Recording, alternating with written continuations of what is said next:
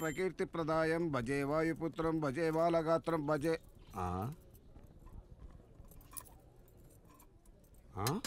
ఏంటమ్మా ఇది, ఇంకా దీన్ని వాడుతున్నారా?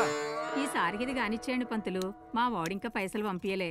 అదే మాట ఇంకెన్నిసార్లు చెప్తావు? 1116 చదివించుకొని అష్టోత్తర యాగం చేస్తే ఉన్న దరిద్రాలన్నీ పోతాయని చెప్పానా?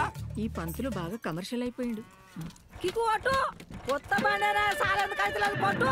కామాక్షి చూసి చూడనట్టే పోతున్నావు. అదేం లేదత్తా, మిత్తి పైసల కొరకు నడుచుకుంటా తిరుగుతున్నా అన్న చిన్న కొడుకు అని ఇచ్చిండు. ఇక మనవాన్ని వేసుకొని తిరుగుతున్నా. కొత్తదేనా? కొత్తది కాకపోతే పాతదాంతో తిరగమాకి ఏం కర్మ. నెలకు 1,00,000 రూపాయలు సంపాదిస్తాడు మావోడు. ఇంతకు మీ ఓడు ఏం చెప్తాడు? ఇంకా పెద్ద పెళ్లి సంబంధము వెనుకకే వేయిందట కదా. వెనుక కోవుడేంది? మేమే వద్దనుకున్నాం, వీళ్ళేమో పొట్టి, మా వాడేమో అంతుంటాడు. ఎట్లా కుదురుతుంది చెప్పు? అదేంటిది, మీ వాడిని చూడకుండానే అద్దనుకుంటుర్రట ఊరోళ్ళందరూ అనుకుంటుర్రు. ఏంది నగలు చేయించుకున్నావా? ఎన్ని తులాలు? ఇది ఎవరి మెడల్లో చూసినట్టున్నదే. బాహుబలి నగలు ఇదా సంగతి? మీ వాడు సినిమాలో పనిచేస్తారని విన్నా నేను. ఈ ఊళ్ళో అందరి కళ్ళు నా కొడుకు మీదనే. వాళ్ళ కండ్లు పడే ఆయనకి దరిద్రం అంటుకున్నట్టున్నది. ఏంది, ఏమైంది? పొద్దు పొద్దునే మొదలు పెట్టినావు? ఆ పెద్ద పెళ్లి సంబంధం వెనక పోయిందని ఎట్లా తెలిసిందో ఆ సువర్ణకి? నువ్వు ఇట్లా చెప్పినవా ఏంది? నేనెందుకు చెప్తానే?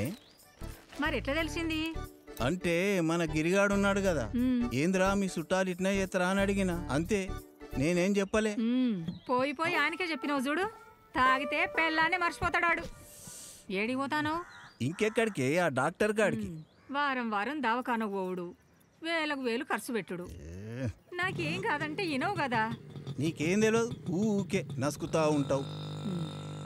ఈ పిల్లగాడు ఏం చేస్తాడో ఏమో.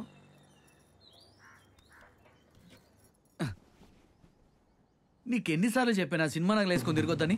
ఎప్పుడో ఒకసారి ఫంక్షన్లకు వేసుకుంటావని తీసుకొస్తే రోజు అవి వేసుకొని తిరుగుతున్నావా? సరే వేసుకొని నువ్వు జర జల్దీ పెళ్లి చేసుకోరాదురా.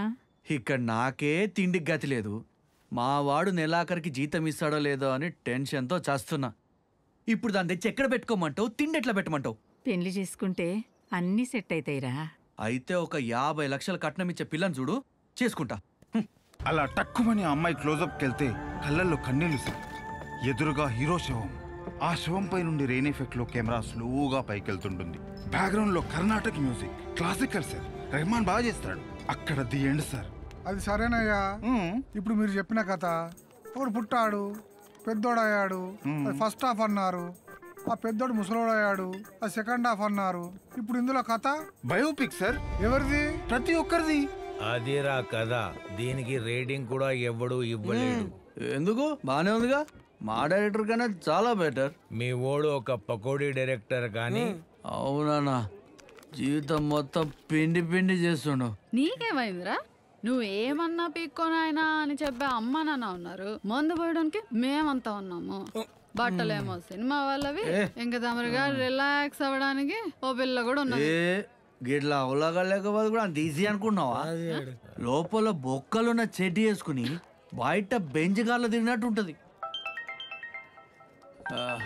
ఎక్కడున్నావమ్మా? Hello sir. Sir parcel. ఏందమ్మా, నిన్ననే రావాలి కదా delivery? Sorry sir. 10 order buildup ఇచ్చిన.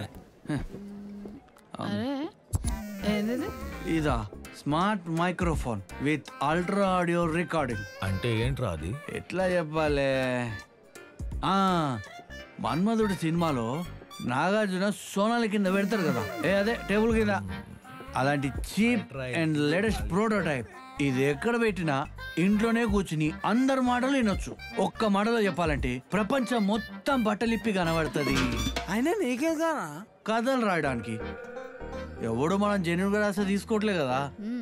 ఇట్లా ఎన్ని రోజులని మనం తలబాదాలు కొట్టుకుంటాం. అదే ఇది పెట్టినాం అనుకో, 1000 మంది జనాలు, 1,00,000 మాటలు, రోజుకో కథ రాయొచ్చు.